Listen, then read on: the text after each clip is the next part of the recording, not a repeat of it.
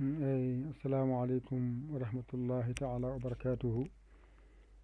bandiraɓe sehilaɓe ko salminde e juurade e yafnade e wiide alhamdulillahi rabbil alamina kadi en garti kadi e yewtere men hande noon yewtere men hande yowiti ko e alhaali ji tati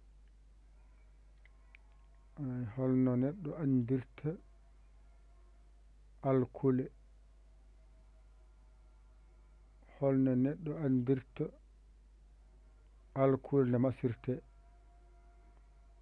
e holno neɗɗo andirta no tarirte ni foti alkule ɗe kanƴe joganɗa masde holko masirtaɗe ko maɗe maso nde ɗe janngo kanƴe alkule ɗe ko ma gandaɗe sa andiɗe no ha gayni ganda no masirtaɗe on saha noon mbawa dañde kaɗa jangga e majje ko kanƴe noon gaddata ko jangete ko e ko janginirte ko tawi ko janginowo o addoyeɗe wawa janginirde ɗe so tawi ko jangowo o addoyade ha wawa jangude ni foti ɗum saabi noon ene wiye an jangowo haqqille ma yo ɓur wonde e andude ko wiyete alkule ɗe gootal hen kala ganda inde muɗum so gasi noon masɗe ɗe naatata koye alkule he ay ɗen alkule ɗe janguɗa eɗen mbiya capan tati ɗiɗi alkulal jangde ma e hewde yaltaniɗe ko bindata e ko bindateɗa yaltata ɗo ɗum saboto noon ene wiye an jangowo himme ma yo ɓur wonde e majje etoɗa andude ɗe etoɗa wawde windude ɗe ay sa wawiɗe jangude a wawiɗe windude kala ko winda a jangani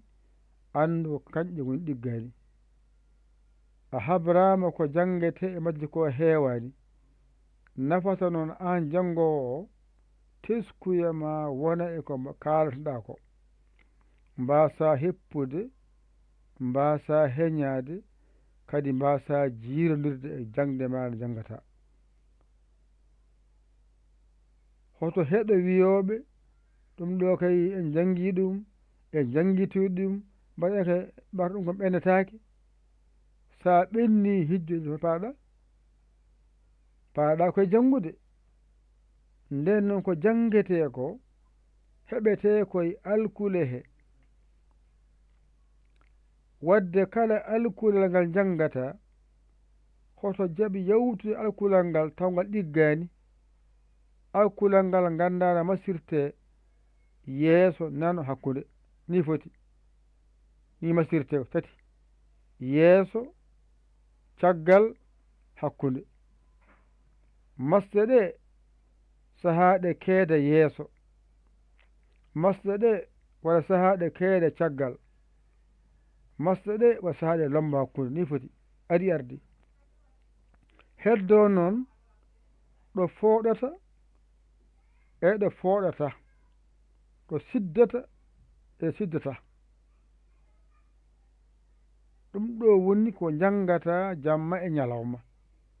ɗum ɗo noon saha safo ne waɗe hebluji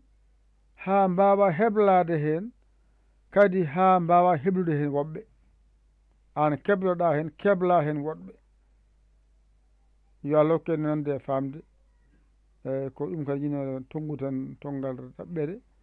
yo Allah hokken famde ko musidɗo mon giɗo mon saabu Allah Yaya Ly ko Sénégal